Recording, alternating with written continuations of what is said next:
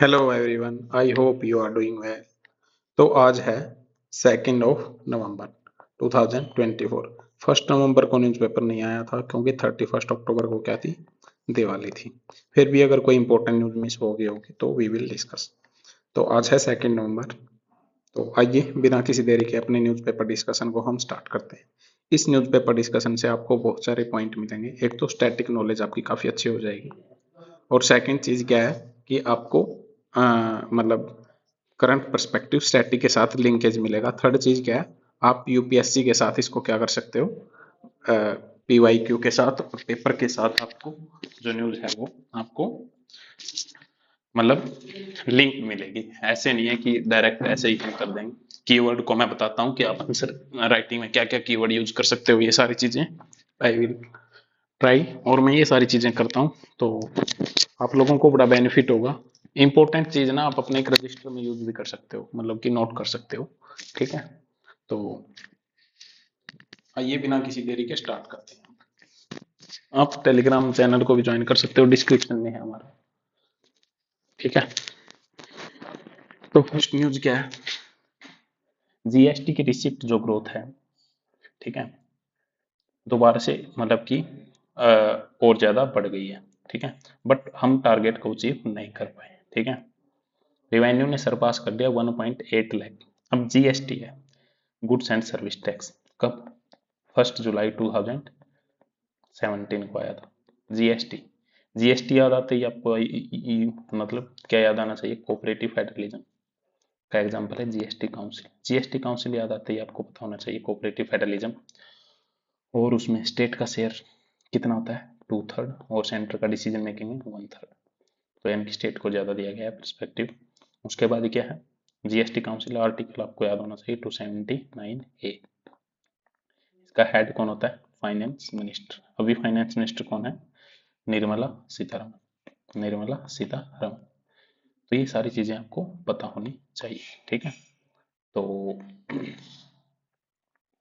अब जो टारगेट है वो तो हम अचीव नहीं कर पाए, but we are doing our best. तो क्या आगे होगा, क्या हम अचीव कर पाएंगे, वो सारी चीजें इसमें डाटा दिया गया है। डाटा इंपॉर्टेंट नहीं है, जो चीजें इंपॉर्टेंट थी वो मैंने आपको बता दी है। इंपॉर्टेंट क्या है, जीएस3 में जब भी आंसर लिखो तो आप ग्राफ बनाने की कोशिश करो। जैसे ये बना रखा है कि ये बड़ा ये घटा, थोड़ा सा डाटा का खेल है जीएस3। ठीक है, उसके बाद तो ये तो पॉलिटिकल न्यूज है। Sickness infirmity are grounds for bail in PMLA case. यानी कि इंपॉर्टेंट चीज क्या है, पीएमएलए में क्वेश्चन आ सकता है प्री में कि क्या पीएमएलए से बेल हो सकती है या नहीं। बेल हो सकती है, पीएमएलए से क्या है, बेल हो सकती है। ठीक है, पीएमएलए क्या है? Prevention of money laundering act. Prevention of money laundering act 2002। ठीक है, 3 जज की बेंच थी, जो हेड किसने किया? हमारे चीफ जस्टिस ऑफ इंडिया कौन है? डीवाई चंद्रचूड़। ठीक है, तो उन्होंने क्या ऑर्डर दिया है कि मनी लॉन्ड्रिंग केस में भी, ठीक है, इंटरिम बेल दी जा सकती है। ठीक है, तो प्रोविजन है जो पीएमएलए का, ये जो प्रोविजन है पीएमएलए का, कौन सा? The provision of section 45 of PMLA specifically क्या कंटेम्पलेट्स करता है? जो भी पर्सन हु इज सिक और infirm may be released on bail if the special court direct. अगर स्पेशल कोर्ट डायरेक्ट करती है तो उसको बेल हो सकती है। उसके बाद ये प्री के लिए परस्पेक्टिव से काफी इंपॉर्टेंट है। उसके बाद क्या है, उसके बाद इंपॉर्टेंट है कि जो सेक्शन 45 है पीएमएलए का, वो बेल को कवर करता है। क्लोज 1 जो है इसका सेक्शन का, वो स्ट्रिंजेंट है। The accused will get bail only if the court was satisfied there were reasonable ground for believing that they were not guilty। अगर कोर्ट सेटिस्फाई है तभी बेल मिल सकती है। ठीक है, और साथ में जो कोर्ट है should be satisfied that the accused would not commit any offence while out on bail. अगर बेल पे चला गया, किसी को मिल भी गई, तो कोई और ऑफेंस नहीं करेगा जो भी अक्यूज्ड है।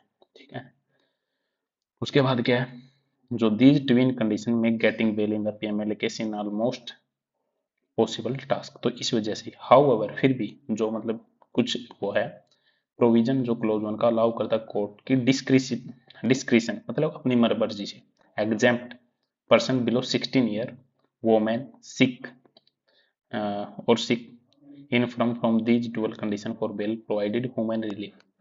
तो मतलब कि जो ये सेक्शन है कोर्ट को अलाउ करता है अपनी मतलब अपनी डिस्क्रिप्शन पे इन सबको छूट दे सकता है, ठीक है।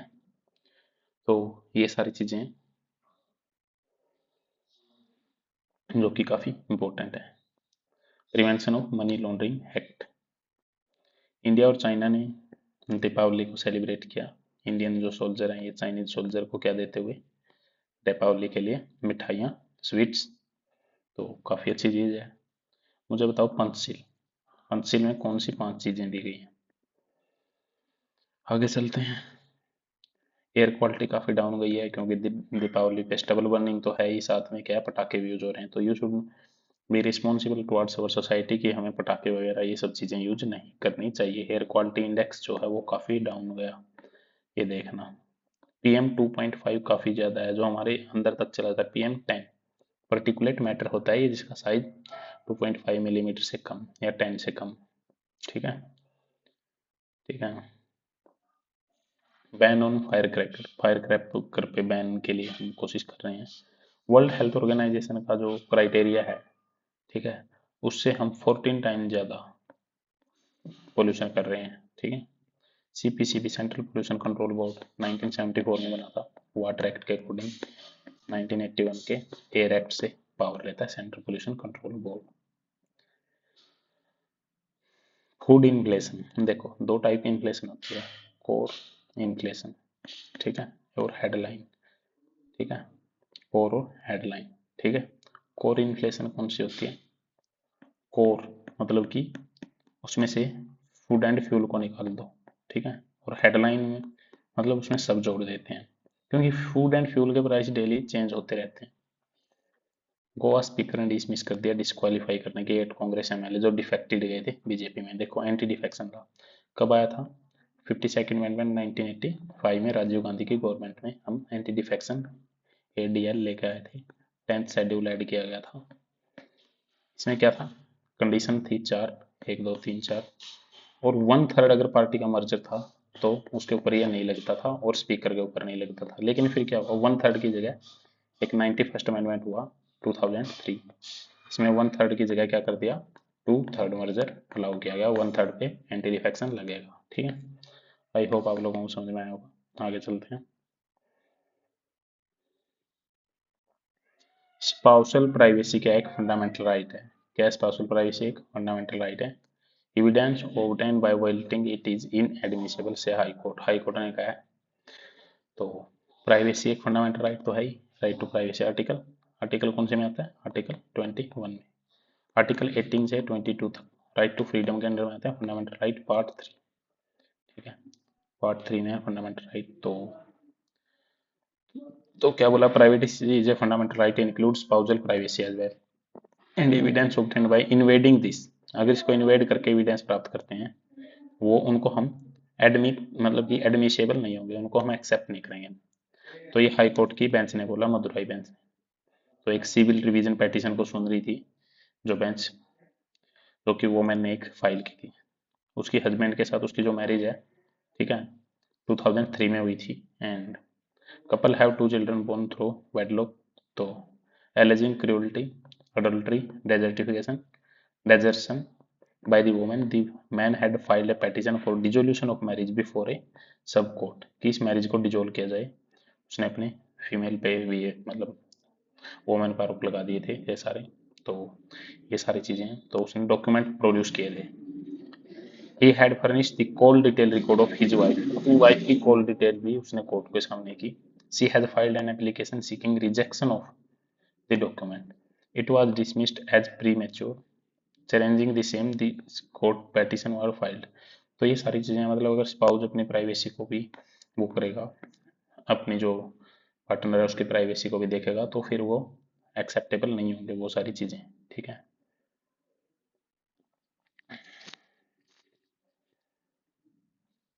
और कोर्ट ने बोला है कि हस्बैंड ने फैम जो अपनी वाइफ है वहां से वो इंफॉर्मेशन चुराई है उसकी सिम कार्ड से, फोन से।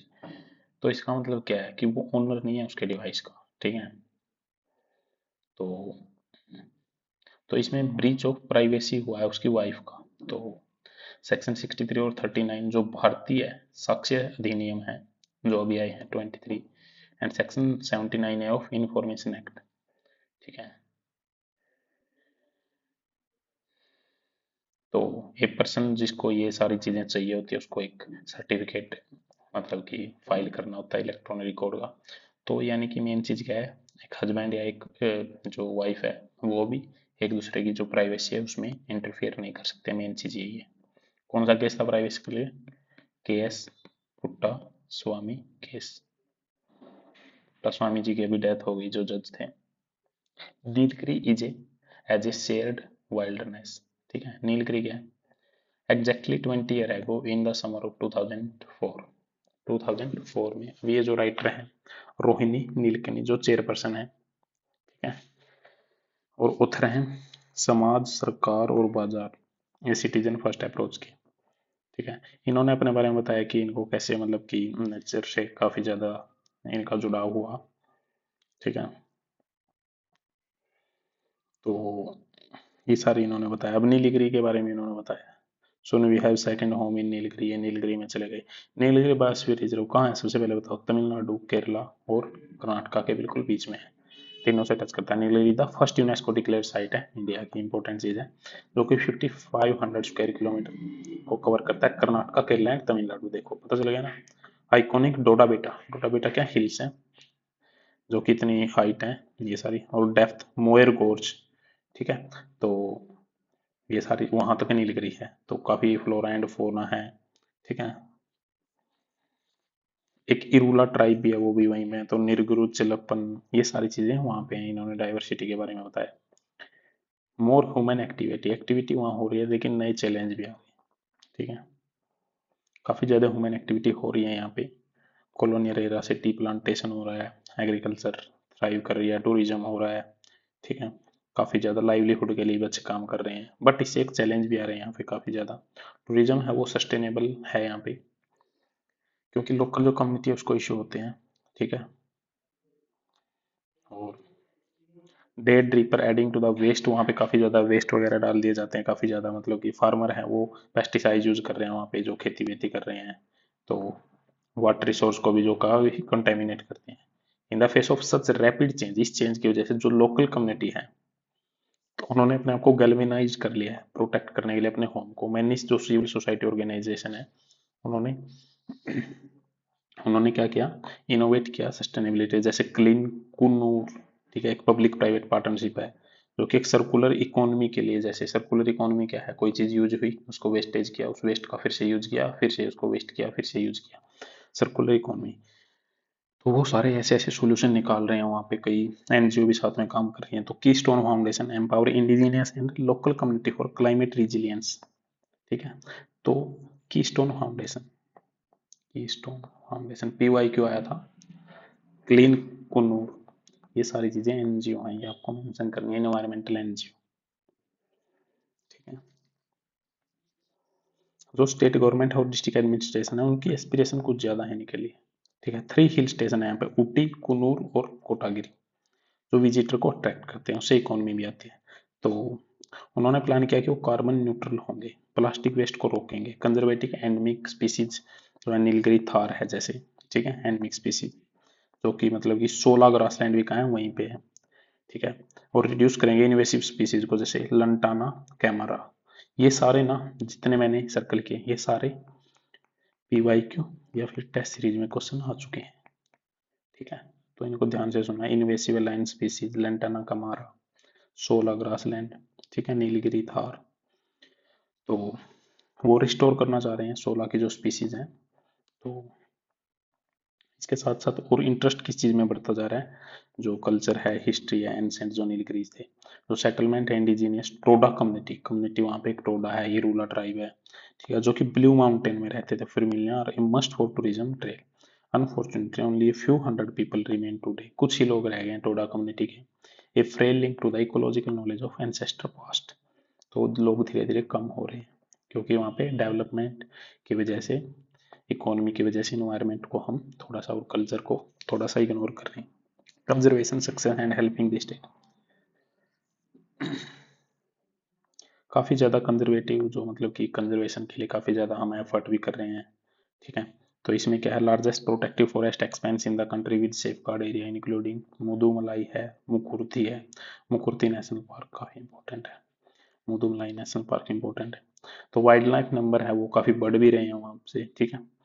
डिस्पर्सल आउट वाइल्ड लाइफ मतलब कि जहां भी है वहां पे इकोलॉजिकल निश, निश क्या होता है, यूनिक हैबिटेट। यूनिक हैबिटेट, अगर इस हैबिटेट में भालू रह रहा है, ठीक है, या फिर एलिफेंट रह रहा है, तो यहाँ पे कोई और आ नहीं सकेगा। मतलब कि क्या है, इसका यूनिक एड्रेस है, ये यहीं आएगा। अगर दूसरा आ गया या तो ये जाएगा, ये कोई और आएगा। यानी कि जिस एड्रेस पे सिर्फ एक ही वो रह सके, यूनिक एड्रेस, उसको बोलते हैं निश, इकोलॉजिकल निश created by global warming. Plant और जो एनिमल हैं वो एडोप्ट कर चुके हैं, जो मतलब नया नया एनवायरनमेंट क्रिएट हुआ है, ठीक है। इल्यूसिव लेपर्ड, ठीक है, which has developed quite an appetite for domestic dogs। तो इंडियन गोर भी है वहां पे। कितना इंपॉर्टेंट आर्टिकल है ये प्री के लिए, किसके लिए, प्री के लिए, इन्वायरमेंट परस्पेक्टिव से। In the tea plantation, wild pigs in the garbage dumps, sloth bear, leopard, ठीक है, ये सब वहां पे घूमते रहते हैं। Last year a rather clever sloth bear broke into home. एक स्लोथ बियर तो घर में चला गया, हाउस के यहाँ पे घूमा, ठीक है, फूड नहीं था उसके पास, हाउस को छोड़ दिया by jumping from first floor balcony, ठीक है। बट ये सारा सीसीटीवी कैमरा में रिकॉर्ड हो गया। ये राइटर बोल रहे हैं, ये भी वहीं थे आसपास ही। नेबर्स ने मतलब कि वाइल्ड एनकाउंटर भी किए हैं। तो मस्क डियर हैं, एलिफेंट है, लेपर्ड्स हैं, ये सब घुस जाते हैं घरों में। तो लोग इस ह्यूमन वाइल्ड लाइफ जो कन्फ्लिक्ट है, ये भी काफी इंपॉर्टेंट टॉपिक है। वो काफी न्यूज में रहते ही हैं, कभी कोई चला गया, कभी कोई एनिमल चला गया, ठीक है। तो काफी जो लोग हैं वो मतलब कि इस नेचर से लव करते हैं, एनिमल से लव करते हैं, वो इस जो वंडर है इसको डिस्कवर कर रहे हैं। जो सिटीजन है, सिटीजन साइंस एक मूवमेंट बन रही है। तो जो टेक्नोलॉजीज हैं, ठीक है, वो अपने आसपास के जैसे क्लिक से फोटो शेयर कर सकते हैं, जैसे किसी को कैमरे में कैप्चर कर लेते हैं, कोई मतलब कि एनिमल चला गया या फिर कुछ ऐसा, ठीक है। तो ये काफी इंपॉर्टेंट चीज है, और टेक्नोलॉजी की वजह से हम ये सब कह रहे हैं, कर पा रहे हैं। ये कौन बोल रहा है, राइटर, ठीक है। और क्लियर एविडेंस अमर्ज हुआ है, एक एनजीओ जो भी काम कर रहे हैं, जैसे नेचर कंजर्वेशन फाउंडेशन, ये याद रखना, WWF, ये जो काम करते हैं ये काफी पावरफुल है, ठीक है। टेक्नोलॉजी का यूज करते हैं, वार्निंग सिस्टम का यूज करते हैं, फोन बेस अलर्ट का, जीपीएस का, ये सब चीजें यूज करते हैं, ठीक है। और animals are so widely loved and so closely tracked, poaching become much much riskier. तो लोग इतना ज्यादा प्यार करते हैं एनिमल से, तो पोचिंग उनकी करना बड़ा मुश्किल हो जाता है, फिर कोई कर नहीं सकता उनकी पोचिंग, ठीक है। पोचिंग तो छुप छुपा के करनी पड़ती है लोगों से, ठीक है। तो काफी मतलब अच्छा भी है, काफी लोग एनिमल लवर भी होते हैं, और काफी अच्छी चीज है, ठीक है। अगर हमें इसको कंजर्वेटिव मतलब कि इसको, इस चीज को और ज्यादा कंटिन्यू रखना है, सोसाइटी की हेल्प हमें और ज्यादा लेनी पड़ेगी, ठीक है। सोसाइटी ऑफ समाज, ठीक है। तो ये बात है, हमें किसके साथ अलाइन करना पड़ेगा, बाजार के साथ, represented by plantation, farmer, trader, tourism industry जो है। तो जो स्टेट है including forest department can not be the sole steward of the state. अकेला नहीं बचा सकता, लोगों को, सिविल सोसाइटी को, एनजीओ को, बाजार को, फार्मर को, सबको साथ आना पड़ेगा, ठीक है। तो सरकार अकेली ये सारे टैकल नहीं कर सकती, सारे अकाउंटेबिलिटी नहीं ले सकती। वाइल्ड लाइफ प्रोटेक्शन एक्ट कब आया था, 1972 में, ठीक है। अमेंडमेंट भी किया 22 में। इसने क्या कहा, say all wild animal belong to the state. ये PYQ है, इन्वायरमेंट का ही PYQ है, ये स्टेट की प्रॉपर्टी है, और आगे भी आ सकता है। अब हमें लगेगा वेग स्टेटमेंट है, काफी ज्यादा मतलब एक्सट्रीम स्टेटमेंट है, बट ये सही है बात। तो the perception that animal are the government responsibility create a great dissatisfaction in the public mind. तो पब्लिक भी यही सोचते हैं कि एनिमल किसकी है, अकाउंटेबिलिटी गवर्नमेंट की। But farmer get angry with the forester, plantation owner become worry, if these were your animal you keep them, why are eating my crop और इंजरिंग आवर वर्कर। तो किसी के खेत में चले गए तो फार्मर भी दुखी हो जाता है, या प्लांटर जो है वो भी दुखी हो जाते हैं। तो बट ऐसा नहीं है, अकेला स्टेट की प्रॉपर्टी नहीं हो सकती, सबको ध्यान रखना पड़ेगा। काफी हार्ड बाउंड्रिंग है, फेंसिंग है, वॉल्स है, लेकिन वो अभी फिजिबल नहीं है, उसकी वजह से भी जो एनिमल है कई बार क्रॉस कर देते हैं जो उनकी बाउंड्री होती है। ठीक है, अगर हम साथ में मिलकर काम करें, एक हम ट्रस्ट नेटवर्क क्रिएट करें एक दूसरे के लिए कंजर्वेशन का, बायोडाइवर्सिटी का, तो हम क्या है इमर्जिंग टेक्नोलॉजी का फायदा लें, sensitive technology, camera, sensor, artificial intelligence, inside और आउटसाइड। ठीक है, अगर हम अपनी रिस्पॉन्सिबल माने और फिर से हम रीजनरेशन जो नेचुरल वेल्थ है उसको रिजनरेट करने की कोशिश करें, तो ये सब पॉसिबल है, इनका और ज़्यादा कंटिन्यूटी में और ज़्यादा कंजर्वेशन किया जाए। तो राइटर बोल रहे हैं कि माई 40 ईयर इकोलॉजिकल जर्नी में इन्होंने हमें सबसे पहले ऐसे नहीं है कि सिर्फ हम लॉ बनाने से, हमें लव करना सीखना होगा एनिमल से। लव के लिए हमें सेंस करना होगा, इंटेलेक्चुअल एक्सरसाइज नहीं है। अगर हम ब्यूटी को देखते हैं, fertility of the wild, it is flora and fauna from the tiniest ant to the mightiest elephant. Our wonder is ignited. We want to protect, to nurture and nurtured. Not everyone can visit every area they wish to explore. हर कोई explore करना चाहता है लेकिन हर जगह हम नहीं जा सकते। ठीक है, तो हम हर जगह नहीं जा सकते। हमारे एंसेस्टर ने जो हमें स्टोरी बताई है उनके उन पे हमें बिलीव करके उन चीज़ों को फील करना होगा। ठीक है, चारकोल और चाक को हमने कैमरा और पिक्सल से क्या कर लिया, रिप्लेस, बट जो हमारी मतलब कि फीलिंग्स हैं उनको हमें और ज़्यादा कनेक्ट करना होगा, किसके साथ, एनिमल्स के साथ। नवंबर 3 को क्या international day for biodiversity, biosphere reserve, ये भी इंपॉर्टेंट है, यूपीएससी डे पे क्वेश्चन पूछ लेता है। नवंबर 3 क्या international day for biosphere reserve. तो in a such documentary, we at Rohini Nilekani Philanthropies together with Felis Films are proud to present Nilgiri a shared wilderness. तो ये क्या एक डॉक्यूमेंट्री है, you can watch it. We have dedicated this film to the community of Nilgiri and to the forest department across the biosphere. In documentary से भी पैसे question पूछता है, ध्यान रखना। You can watch जब भी फ्री हो। तो we hope it will spark more curiosity, evoke more of action, spur more action. समाज, सरकार एंड बाजार, ये कितने अच्छे कीवर्ड हैं, कितने अच्छे कीवर्ड हैं। लिखो, वाइल्ड लाइफ कंजर्वेशन, समाज, सरकार एंड बाजार, ऐसे बना दो। ठीक है, तो ये काफी इंपॉर्टेंट है। नेक्स्ट देख लेते हैं क्या। तो ये काफी इंपॉर्टेंट आर्टिकल था GS3 में, इन्वायरमेंट में और प्री और मेंस दोनों के लिए। Infrastructure ebbing output trigger capex growth concern. ठीक है, इंडिया का जो IIP है, इंडेक्स ऑफ इंडस्ट्रियल प्रोडक्शन, इसको CSO इशू करती है। ठीक है, तो उसमें ड्रॉप देखा गया, तो ये उसी पे है। ठीक है, अब मतलब कि इंडस्ट्री का भी जो लिंकेज है वो भी मानसून के साथ है, सिर्फ एग्रीकल्चर से ही नहीं है। ठीक है, आउटपुट जो इंडिया के 8 कोर सेक्टर से है वो डिक्लाइन हुआ 0.8% अगस्त की बजाय। ठीक है, was an insipid 2% higher than the last September. वैसे तो लास्ट सितंबर से तो ज़्यादा था लेकिन फिर भी अगस्त के कंपैरिजन में ये डिक्लाइन हुआ। तो जो ये इंफ्रास्ट्रक्चर सेक्टर है उसमें 40% कॉन्स्टिट्यूट करता है इंडस्ट्रियल प्रोडक्शन में, और 42 मंथ कॉन्ट्रैक्टेड हो चुका है फर्स्ट टाइम। ठीक है, मिनिस्ट्री,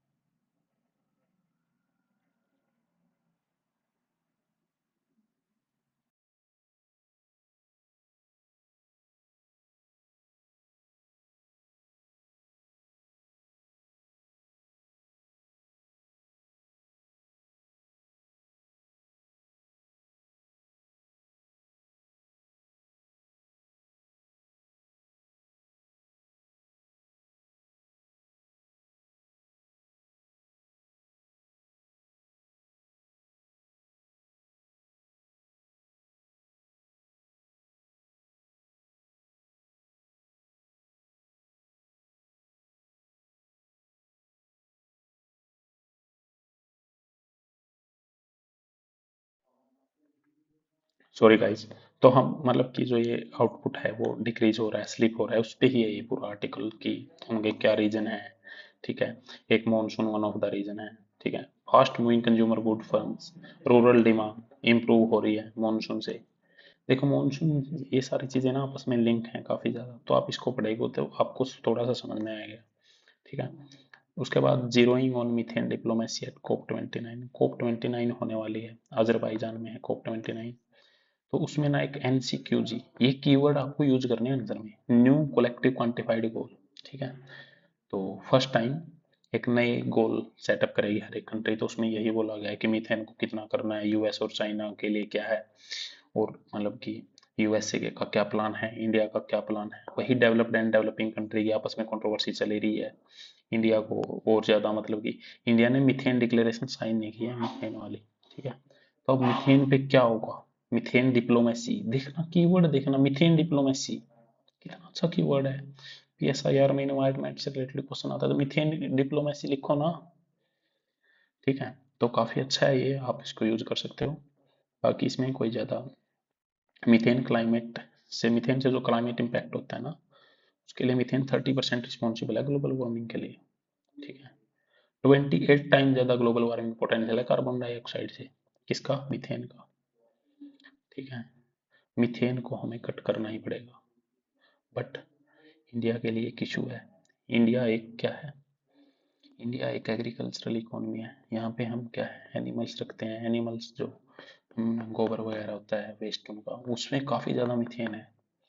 तो इंडिया जैसी जो डेवलपिंग कंट्री है, सॉरी, ठीक है, उसमें हमें क्या करना पड़ेगा, हमें हमारे ऊपर प्रेशर रहता है, तो हमें थोड़ा टाइम चाहिए, तो we have to balance all these thing. ठीक है, चाइना ने भी नवंबर 23 में मीथेन एमिशन के लिए एक अच्छा प्लान, मतलब कि वो किया है, एक नेशनल प्लान किया है इन्होंने भी। और वर्ल्ड का थर्ड लार्जेस्ट सोर्स है इंडिया का। इंडिया जो एंथ्रोपोजेनिक मीथेन है, चाइना और यूएस के बाद सबसे ज्यादा थर्ड लार्जेस्ट सोर्स है। तो इंडिया भी इसमें साथ में अपने टारगेट डिसाइड कर सकता है। ठीक है, तो डोमिनेंस ऑफ एग्रीकल्चर है, ये वही बात है, तो इंडिया को ये सारी चीजें देखनी पड़ेंगी। तो काफी इंपॉर्टेंट है ये भी आर्टिकल। मीथेन डिप्लोमेसी कीवर्ड को लिख लो, कीवर्ड की अलग से नोटबुक बना लो, GS1 लिख लो, GS2, GS3, GS4। GS3 का कीवर्ड है मीथेन डिप्लोमेसी। जितना लिखोगे उतना याद होता है, याद रखना। एलिफेंट की डेथ हो गई, CBI ने प्रूव की बोला है। एलिफेंट काफी इंपॉर्टेंट है, एंडेंजर्ड स्पीसीज है। एलिफेंट सेंसस कितने टाइम में होती है। ठीक है, एलिफेंट सबसे ज्यादा कहाँ मिलते हैं, कर्नाटका में या MP में, बताना।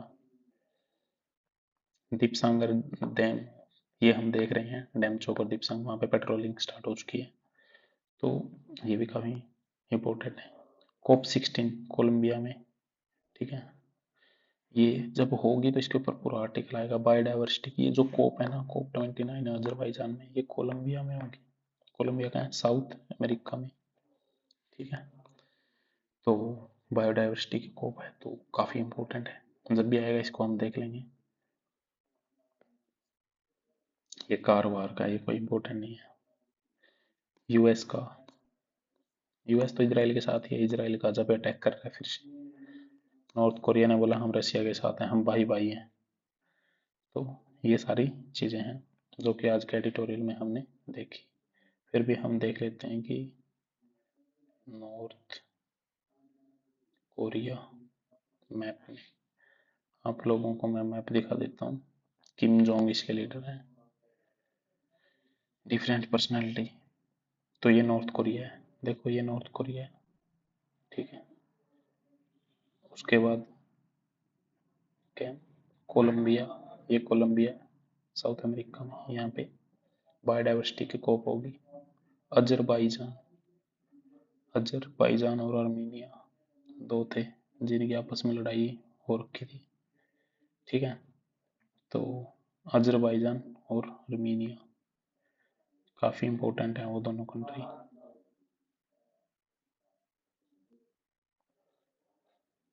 मैप पे आप उनको भी सर्च कर सकते हो।